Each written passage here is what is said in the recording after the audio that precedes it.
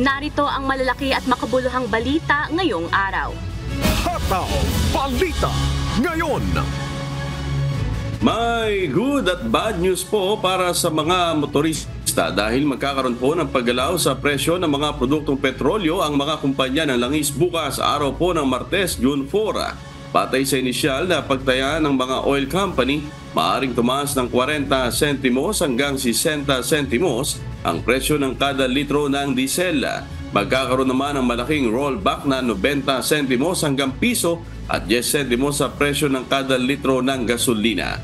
Posible rin ang price hike na 60 sentimos hanggang 80 sentimos sa presyo ng kada litro ng kerosene. Mamaya po, iaanunsyo ng mga kumpanya ng langis ang final price adjustment na ipatutupad nila bukas. Ayon po sa industry players, bunsod pa rin ito ng pabago-bagong galaw sa presyo ng langis sa international market.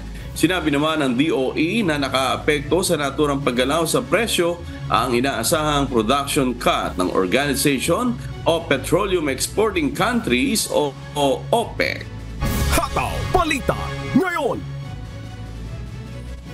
Binigyang diin ni Pangulong Ferdinand Marcos Jr. malapit sa aksyon, giyera at red line nang maituturing kung masasawi ang isang Pilipino dahil sa anumang insidente o aksyon ng China Coast Guard sa West Philippine Sea. Ito ang sagot ni PBBM nang tanungin sa issue sa ginanap na 21st International Institute for Strategic Studies o IISS Shangri-La Dialogue sa Singapore nitong Biyernes, May 31st. Naniniwala ang Pangulo na susuportahan ng treaty parties ang Pilipinas sa ganitong tumitinding sitwasyon sa West Philippine Sea. Iginiit din ng punong epektibo na gagawin ang Pilipinas lahat upang protektahan ang soberanya ng bansa kasabay ang commitment sa pagpapanatili ng kapayapaan at pagtugon sa mga issue sa pamamagitan ng dialogue at diplomasya. If a Filipino citizen is killed by a willful act, that is, I think, very, very close to what we define as an act of war. And therefore, we will respond accordingly. And our treaty partners, I believe, also hold that same standard for when the actions, with the joint action, will be undertaken in support of any such incident in the Philippines. Hataw Balita ngayon. Pinuri ni United States Department of Defense Secretary Lloyd Austin III itong Sabado, June 1 ang mga hakbang ng Pilipinas para maprotektahan ito ang teritoryo at soberanya ng bansa at ang patuloy na pagsunod sa international law sa gitna ng mga panggigipit sa Indo-Pacific region. Sinabi ito ni Austin matapos ang ginawang pahayag ni Pangulong Ferdinand Marcos Jr. sa ginanap na 21st International Institute for Strategic Studies o IISS Shangri-La Dialogue sa Singapore nitong Biyernes, May 31. Para kay Secretary Austin, naipahayag ni Pangulong Marcos ng malinaw at malakas ang posisyon nito sa South China Sea issue kung saan pinanindigan ng kalihim ang kalayaan ng bawat bansa na magamit ng husto ang mga likas na yaman nito at makapaglayag hanggang sa ipinahihintulot ng international law. Iginit din ni Austin na talagang mapanganib ang harassment na tinatanggap ng Pilipinas mula sa China sa South China Sea. Tiniyak naman ng opisyal na kaisa ng Pilipinas ang Estados Unidos sa pagpapanatili na open at bukas sa lahat ng bansa ang South China Sea. Hataw Balita ngayon. Binalaan ni House Deputy Majority Leader at dating Department of Health o DOH Secretary Janet Garin ang publiko laban sa paggamit ng vape. Kasunod ito ng naitalang kauna-unahang kaso ng pagkamatay sa Pilipinas dahil sa paggamit nito kung saan ang isang 22 anyos na lalaki ang nasawi matapos nitong tuloy-tuluyang paggamit ng vape sa loob ng 2 taon. Sa isang pahayag, sinabi ng mambabatas na kailangan mamulat na ang lahat sa panganib ng paggamit ng naturang device, lalo na sa mga kabataan dahil sa masamang epekto nito sa katawan na maaaring mauwi sa kamatayan. Ikinababahala ni Representative Garin ang mga ulat na nagsasabing may mga kabataang edad 13 anyos ang nahuling gumagamit na ng e-cigarette at vapes, kaya muli nitong binigyang diin na hindi safe na gawing alternatibong paraan ang nasabing kagamitan para maiwasan ang paninigarilyo. Hataw Balita ngayon. Nagbabala ang Department of Health o DOH sa publiko laban sa pagkalat ng mga sakit, lalo na't opisyal lang idineklara ng State Weather Bureau Pag-asa ang pagsisimula ng tag-ulan. Ang ilan sa mga sakit na maaaring makuha ngayong panahon ng tag-ulan ay ang water and foodborne diseases, influenza-like illnesses, leptospirosis at dengue o wild diseases. Ayon kay Assistant Secretary Albert Domingo, para makasiguro na hindi magkasakit nito, kailangang pakuluan ng tubig ng 2 minuto at palamigin, tsaka ito maaaring inumin. Ang waterborne at food disease ay karaniwang sanhi ng pagkain o inumin na kontaminado ng bakterya, parasites o viruses. Pinaalalahanan din ng health official ang mga tao na iwasan ang paglusong sa tubig baha sa darating na tag-ulan. Patuloy naman ang maigting na pagpapaalala ng DOH sa publiko dahil mahirap ang magkasakit kung saan apektado rin ang pagtatrabaho ng ating mga kababayan. Yung mga tubig na iniinom natin, siguraduhin nating malinis at pwedeng inumin kasi dyan nagsisimula yung gastroenteritis. Leptospirosis, yung lepto, nakukuha po yan kapag lumusong sa baha. Bakit? Dun sa tubig baha, nandun yung mikrobyo na galing sa ihi, kadiri ng ating mga daga. Hataw Balita ngayon. Paghahandaan ng binasagang Solid 7 ng pinatalsik na Senate President na si Senator Juan Miguel Mig Zubiro bago talakayin ang magiging susunod na hakbang ng grupo kung sasali sa majority o minority block ng Senado.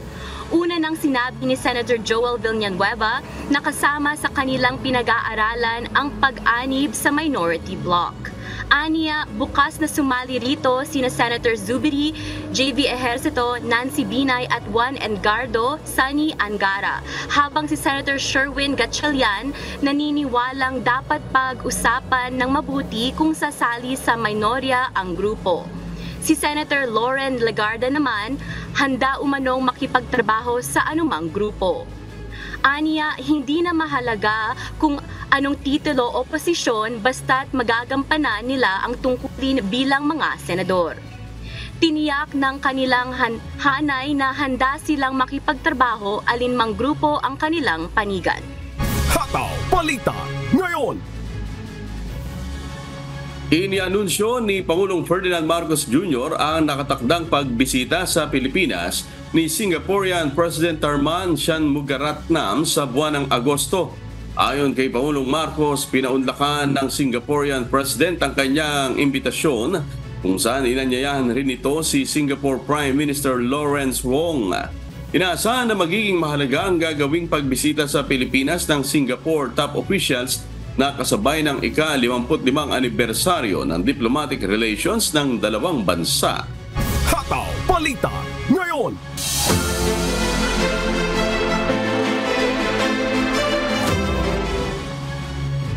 Nag-resign na rin sa Partido Demokratiko Filipino si Lapu-Lapu City Mayor Junard Ahong Chan.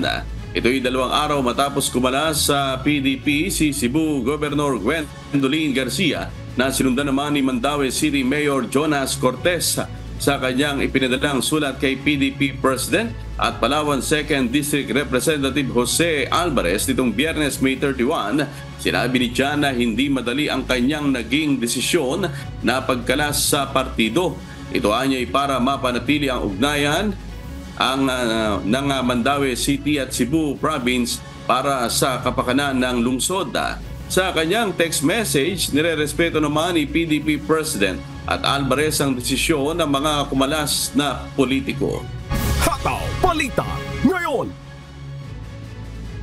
Tumanggap ng 2 milyong pisong halaga ng tulong pangkabuhayan mula sa Bureau of Fisheries and Aquatic Resources o BFAR ang mga samahan ng mangingisda sa Camarines Norte.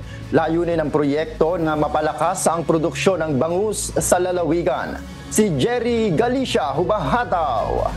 Hataw Balita Ngayon. 77 individual na kasapi sa 2 grupo ng mangingisda sa mga bayan ng Santa Elena at Kapalonga ang napagkalooban ng tulong pangkabuhayan mula sa Bureau of Fisheries and Aquatic Resources o BFAR sa lalawigan ng Camarines Norte. Nagkakahalaga ng 2 milyong piso ang halaga ng livelihood na natanggap na ng samahan ng maliliit na mangingisda ng Santa Elena at ng pamamalakayang asosasyon ng Kapalonga. Layon ng BFAR Bicol na mapalakas ang local aquaculture sa ilalim ng Special Area for Agriculture Development o SAAD project. Nakatutok ang proyekto sa bangus fish pen culture na tinanggap ng mga mangingisda kasama ang vital farm inputs sa kanilang Techno Demo project. Kasama rin sa ipinagkaloob ang 20 bags ng pre-starter feed, 200 bags ng starter pellets, 500 bags ng grower pellets at 280 bags ng finisher pellets na umabot sa mahigit 1,200,000 piso para sa fish pen culture operations. Ayon kay BFAR Regional Director Ariel Pio Quinto, binigyan din ito ang kahalagahan na naturang proyekto dahil ang pangisdaan ang pangunahing pinagkukunan ng pagkain at kabuhayan. Sa pamamagitan ng proyekto, mapapalawak, mapapahusay at makatutulong na mapagbuti ang pangkabuhayan ng bawat mangisda sa bayan ng Santa Elena at Kapalonga. Patuloy ang gagawing pagsuporta ng kagawaran sa mga samahan ng mangisda sa rehiyon upang mapatibay ang pundasyon para mapanatili at mapagyabong ang aquaculture practices sa mga lokal na mangisda. Jerry Galicia, humahataw sa Balita Ngayon.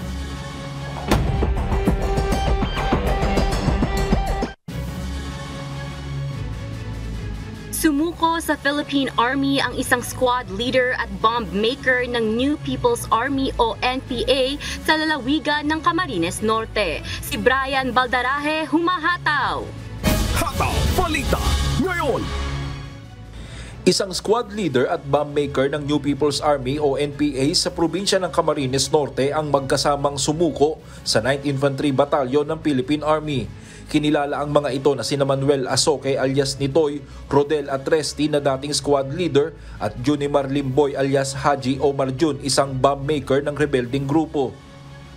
Kasabay ng pagsuko nina Asoke at Limboy, isinurrender din ng mga ito ang ilang mga armas gaya ng M203 grenade launcher, M16 rifle, 2 anti-personnel mine, isang molotov, mga gamit sa paggawa ng mga pampasabog at iba pang mga war material. Ayon sa 9th Infantry Spear Division, dahil sa pagkamatay ng mga dating kasamahan sa NPA matapos ang sunod-sunod na operasyon ng mga sundalo sa probinsya, ang nagtulak kila Asoke at Limboy para kusa ng sumuko sa pamahalaan. Kaugnay nito ay sasailalim ang mga sumukong rebelde sa Enhanced Comprehensive Local Integration Program o ECLIP upang mabigyan ng karampatang tulong ang mga ito mula sa pamahalaan. Kasabay nito, nagpasalamat naman ang pamunuan ng 9th Infantry Division Philippine Army sa mga Bicolano sa patuloy na pakikiisa at pakikipagtulungan na masugpo ang insurgency sa rehiyon. Brian Baldarahe, humahataw sa Balita Ngayon. Hataw Balita Ngayon. Muling pinigting ng Land Transportation Office ang Anti-Drunk and Drug Driving Act sa Davao City. Ito'y matapos magkaloob ng 6 na alcohol breath analyzer kits ang Davao City Government sa Davao City Police Office. 120 PNP personnel na rin ang isinilalim ng LTO para sa orientation seminar. I hereby declare the relaunching of the implementation of the provisions of Republic Act 10586 or Anti-Drunk and Drug Driving Act and granting authority to 120 PNP personnel of the Traffic Enforcement Unit and the Davao City Police offices in Davao City. Samantala, binalaan naman ni Davao City Mayor Sebastian Baste Duterte ang mga motorista na maging responsable at disiplinado sa pagmamaneho. Ayon sa alkalde, maaaring masampahan ng kaso o makulong ang sinumang mahuhuling motorista na nagmamaneho pa rin kahit nakainom na ng alak. Kung gani, mag-drive ka nga hubog ka, dakpon yun ka. Kung nanay pruweba ka ron, ato kag korte, ato ba nga imong kaso.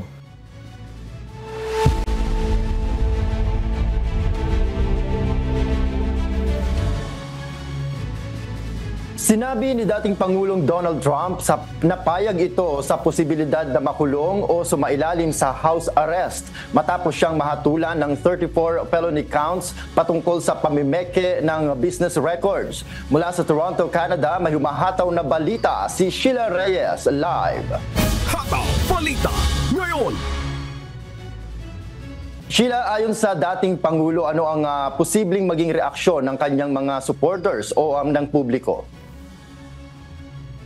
Noel, base sa mga naging panayam ni former United States President Donald Trump kasunod ng kanyang New York conviction, sinabi nito na maaaring hindi sumang-ayon ng publiko sa kanyang posibleng pagkabilanggo o house arrest. Inaasahan din niya na magiging mahirap para sa publiko na tanggapin ito at magkakaroon ng aniyang breaking point. Dagdag nito, hindi rin pabor ang kanyang mga abogado patungkol sa mga potensyal na parusa laban sa dating Pangulo. Si Trump ang kauna-unahang former US President na nahatulan ng felony charges at ang unang major party presidential nominee na nahatulan ng isang krimen kaalinsabay ng kanyang patuloy na kampanya bilang pagkapangulo.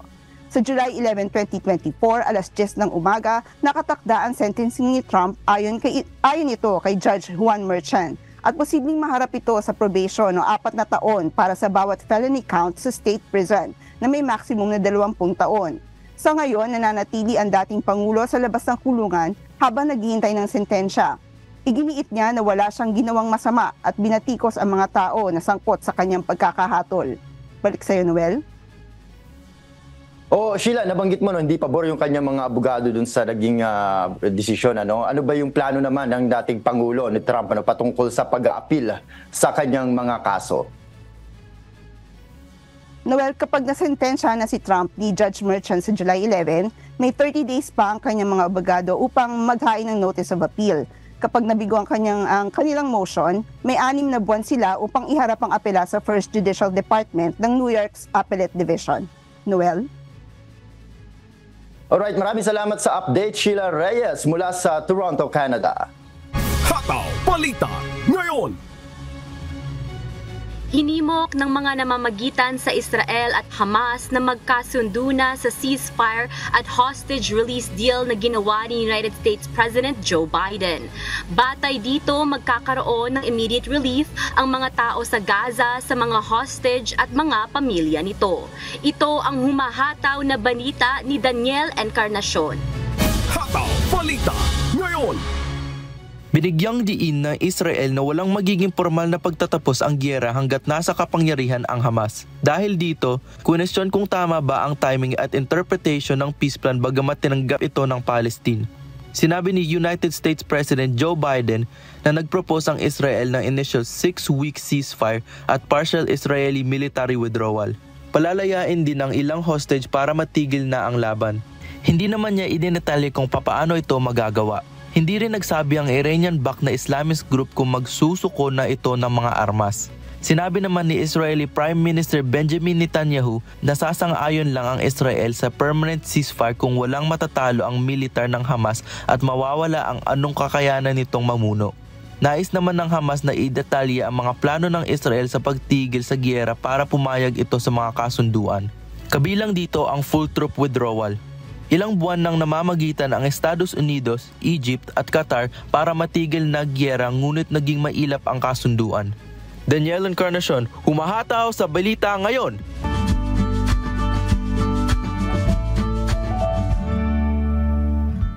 Alamin ang magiging lagay ng panahon sa iba't ibang bahagi ng bansa ngayong araw ng Lunes. Panoorin po natin ang update mula sa Philippine Weather Bureau, Pag-asa. Sa ating latest satellite images, makikita natin ang patuloy na pag-iral ng easterlies o yung hangin nagmumula sa karagatang Pasipiko. At ito magdadala ng medyo mainit pa rin na tanghali habang mas malaki yung tsansa ng mga pag-ulan sa hapon hanggang sa gabi dulot ng mga localized thunderstorms. Posible din yung mga pag-ulan sa madaling araw, lalo na't nasa panahon na tayo ng tag-ulan. Samantala, may mga kaulapan dito sa may extreme northern Luzon. Ito ay bahagi ng frontal system na maaaring magdala ng mga pag-ulan partikular na sa bahagi ng Batanes at Babuyan Islands. Inaasahan naman natin na sa mga susunod na araw ay maaari pa rin makaapekto itong frontal system sa may bahagi ng Northern Luzon. So maaari magdala ito ng mga kalat-kalat na pag-ulan, pagkinat pagkulog sa malaking bahagi ng Northern Luzon. Posible ding umiral muli ang southwest monsoon o hanging habagat sa mga susunod na araw na maaari magdala ng kalat-kalat na mga pag-ulan at maulap na kalangitan, partikular na sa may bahagi ng Ilocos Region at dito sa may kanlurang bahagi ng Luzon. Samantala, sa kasalukuyan, wala naman tayong minomonitor na low pressure area, so maliit pa yung chance na magkaroon tayo ng bagyo at least in the next 3 days. Kaya asahan din natin dito sa may bahagi ng Visayas at Mindanao ang patuloy na pag-iral ng mga localized thunderstorms sa hapon hanggang sa gabi at posible pa rin medyo mainit sa tanghali. Samantala, wala pa rin tayong nakataas na gale warning at hanggang sa katamtamang pag-alon ng karagatan ng maaasahan sa mga baybayin ng ating bansa. Pero asahan pa rin, pag meron tayong mga thunderstorms, maaaring biglang lumakas yung alon ng ating karagatan, kaya iba yung pag-iingat, lalong-lalo na sa malilitang mga sasakyang pandagat. Ang araw naman natin ay sisikat, ganap na 5:26 na umaga at lulubog, 6:23 ng gabi. At napanood po natin ang update mula kay Pag-asa Weather Specialist Obet Badrina. Tandaan, sa bawat araw na ating nasisilayan, tayo'y magpasalamat sa Diyos na may lalang.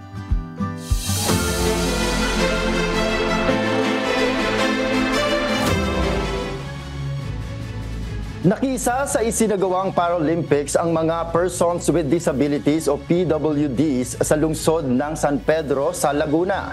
Layon ng naturang aktibidad na mahikayat ang nasabing sektor sa lungsod na lumahok sa iba't ibang palaro na makakatulong upang mapalakas ang kanilang katawan at maipakita ang mga angking talento. Si Benedict Samson humahataw. Hataw Balita ngayon. Hindi biro ang dinaranas sa buhay ng isang person with disability o PWD. May ilan sa kanila, pinili na lamang na manatili sa loob ng tahanan. Ito ang naistugunan ng lokal na pamahalaan at PWD group sa isinagawang Paralympics sa San Pedro City, Laguna. I myself is a PWD. I have a physical disability. I encourage everyone, go out of your comfort zone and then learn what you can, diba? And flourish at paghasain nyo pa, i-enhance whatever you can. Hindi lang tayo porket disabled tayo, nasa bahay na lang tayo. We can do more than what we can. Bilang tugon, nagsama-sama ang mga kababayan nating PWD mula sa iba't ibang barangay sa San Pedro City, Laguna. Maaga pa lang, nagtipon-tipon na mga ito sa plaza upang makilahok na rin sa isinagawang parada sa pagsisimula ng Paralympics. Kabilang sa mga palarong inorganisa sa naturang aktibidad ang basketball, volleyball, badminton, darts at iba't ibang board games. Kwento naman ni Marie Jolata na isa sa mga nakilahok, malaki anya na itutulong ng mga ganitong gawain para mabigyan sila ng pagkakataon na maipakita ang kanilang mga angking talento at husay.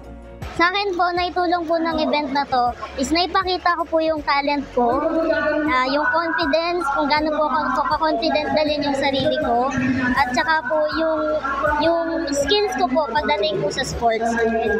Saka yung sa po, pinalad lang po dahil naging best in news po ko, yung nakuha ko pong prize is gagamitin ko po pang vision sa susunod na class. Plano naman ng San Pedro City Federation of Persons with Disability na gawing taunan ang ganitong gawain upang lalong mahikayat ang kanilang mga kapwa PWD na lumahok sa iba't ibang physical activities at mabigyan ng pagkakataon na mailabas ang kanilang mga natatagong kakayahan. Ang plano namin talaga, every year gaganapin namin itong Paralympic na to. Kasi nakakatulong talaga sa amin ito, lalo sa mga may mga kapansanan na ano namin sa aming sarili na kahit kami may kapansanan ay kaya namin na lumaban sa hamon ng buhay kahit kami ay mga ganitong disability. Kaya dapat alamin natin unang-una, ano ba yung kakayahan natin beyond yung physical activities. Baka meron pa sa intellectual naman. Yung iba sa field of arts, iba-iba tayo. Dito, ang hinuhone natin dito yung kakayahan natin sa sports. Pero sa nakikita ko ngayon, maraming sumali na actually hindi naman sila involved. They are not active into sports. Pero as they see themselves, kaya din pala nila. Kaya later on, sabi ko, this is a good avenue, a good step for us to improve their capacities. Benedict Samson, humahataw sa balita ngayon. Hataw Balita ngayon. Pinaiigting na ng Philippine Health Insurance Corporation o PhilHealth ang kampanya sa pagpaparehistro ng bawat mamamayang Pilipino sa isla ng Masbate para makakuha ng iba't ibang benepisyong pangkalusugan mula sa ahensya. Si Jerry Galicia, humahataw. Hataw Balita ngayon.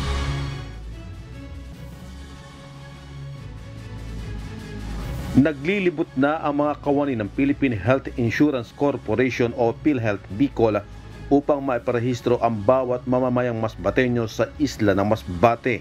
Sa taya ng PhilHealth Bicol, nasa 81% pa lang ng total population na nakatumbas ng mahigit 259,000 ang nairerehistro sa PhilHealth ng nakaraang taong 2023. Batay ito sa direktiba ng Pangulong Ferdinand Marcos Jr. sa ahensya na palawakin ang mga bagong benepisyo para sa mamamayang Pilipino. Kaya nga po kami nag-a-appeal, kami mga nandito sa Local Health Insurance Office kasi 81% lang po tayo for 2023. Tayo po ang probinsyang laging nahuli sa registration.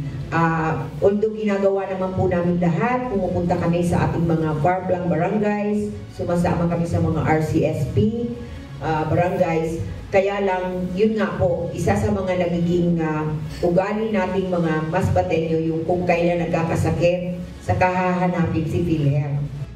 Kabilang narito ang PhilHealth Consulta Package kung saan lahat ng Pilipino ay kwalipikado sa benepisyo sa konsultasyon tama sa ilalim ng primary care benefit ng ahensya.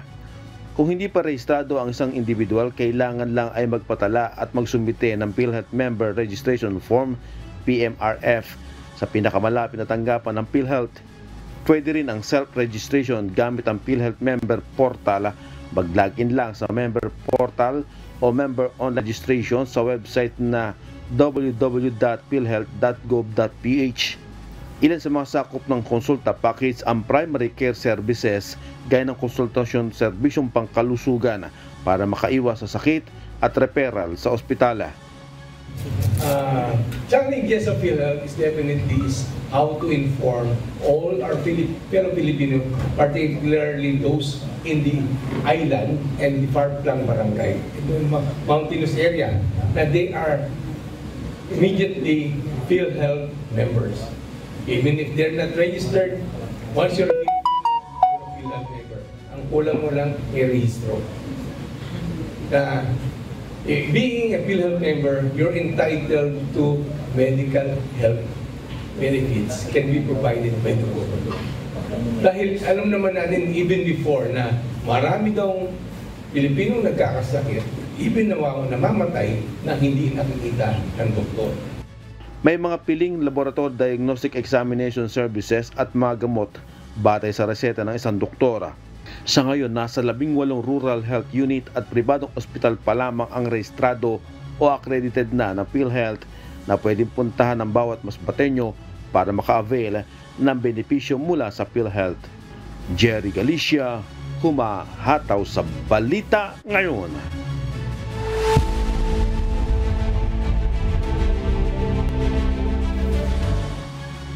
Maaaring maharap sa kasong kriminal ang mga executive ng Boeing dahil sa paglabag sa mga tuntunin at kasunduan ng 2021 Deferred Prosecution Agreement at lihim na nakikipag-usap sa mga regulator.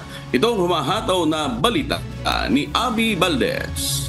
Hataw Balita ngayon. Napag-alaman ng United States Department of Justice o DOJ noong kalagitnaan ng Mayo na nilabag ng Boeing ang 2021 Deferred Prosecution Agreement o DPA na nagtatanggol sa kumpanya mula sa kasong kriminal matapos mangyari ang fatal crashes. Sumang-ayon ng mga opisyal na hilingin sa isang hukom na ibasura ang paratang ng pakikipagsabuatan sa panluloko sa US Federal Aviation Administration o FAA hanggat sumusunod ang Boeing sa mga tuntunin ng kasunduan sa loob ng 3 taon na natapos noong January 7, 2024. Sa sulat na iniabot ng prosecutor kay Federal District Judge Reed O'Connor, natukoy ng gobyerno na nilabag ng Boeing ang obligasyon nito sa ilalim ng kasunduan noong 2021 sa pamamagitan ng pagkabigong magdisenyo at magpatupad ng mga programa sa pagsunod at ethics program upang maiwasan at matukoy ang mga paglabag sa pandaraya. Naniniwala naman ang Boeing na sinusunod at iginagalang nito ang tuntunin ng kasunduan at umaasa sa tugon ng Justice Department. Mayroon lamang ito hanggang June 13 upang balangkasin ang anumang paglabag. Abby Valdez, humahataw sa Balita Ngayon. Hataw Balita Ngayon. Sa kauna-unahang pagkakataon sa kasaysayan ng Mexico, inaasahan na magkakaroon ng unang babaeng presidente ng bansa sa isasagawang eleksyon ngayong araw. Mula sa Grand Prairie, Canada, may humahataw na balita si Jeffrey Reyes live. Hataw Balita Ngayon. Jeffrey, ilan ang registered voters ngayong eleksyon sa Mexico? Yes, magandang araw, Noel. Halos 100 milyon na tao ngayon ang boboto para sa palitan si outgoing President Andres Manuel Lopez Obrador. Kasabay na rin ang pagboto ng mga voters sa mga gobernador at iba pang mga posisyon sa gobyerno. Sa kauna-unahang pagkakataon sa kasaysayan ng Mexico, posibleng maging babae ang presidente ng bansa. Nangunguna ngayon ang 2 babaeng kandidato na sina Claudia Sheinbaum ng Morena Party at si Xochitl Gálvez ng oposisyon.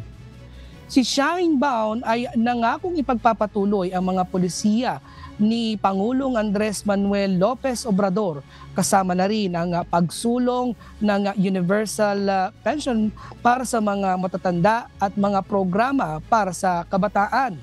Samantala si Galvez naman ay nangakong mas palalakasin ang laban sa mga drug cartel na isa sa malaking problema ng bansa. Balik sa iyo, Noel. Oo, Jeffrey, anong oras ba inaasahan na magkakaroon naman ng resulta itong eleksyon? Noel, magbubukas ng 8 in the morning ang polling centers at magsasara ito ng 6 p.m. ng gabi sa karamihan ng Mexico.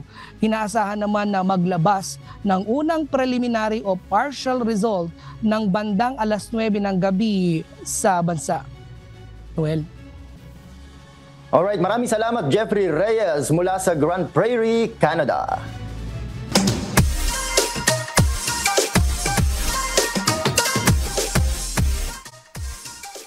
Oh, ito na ang hindi natin makalilimutan ang pinakaabangan nating lahat. Noel, pwede bang bumate?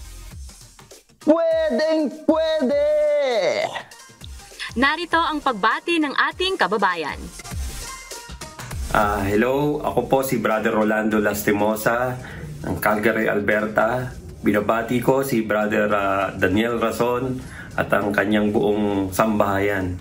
Binabati ko rin ang aking mga kamag-anak sa Pasig City, ang aking ama na si Rolando Lastimosa, ang aking mga pinsan, sila Fred Alberto, John, at ang aking pinsan na si Jasmine.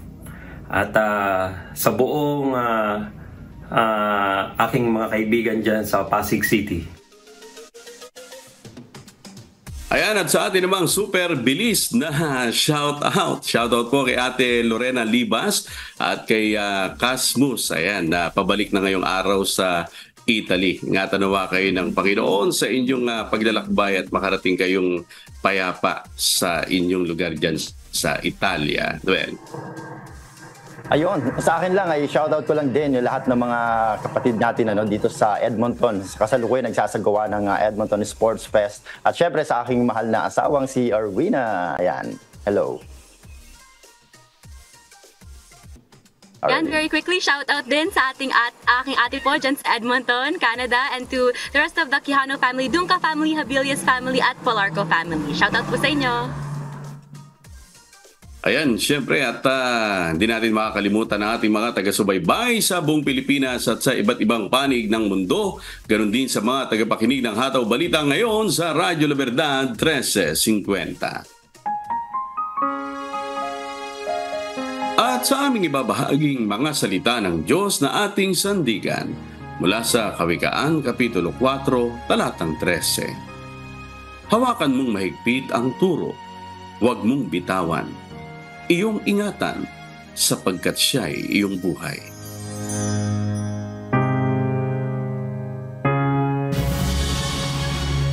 At yan po ang mga humahataw na balita ngayong umaga po ng Lunes, 3 sa buwan ng Hunyo 2024. Sa ngalan po ng lahat ng bumubuo ng UNTV News and Rescue, UNTV Radyo La Verdad 1350 at ang ating mga correspondent mula Luzon, Visayas at Mindanao.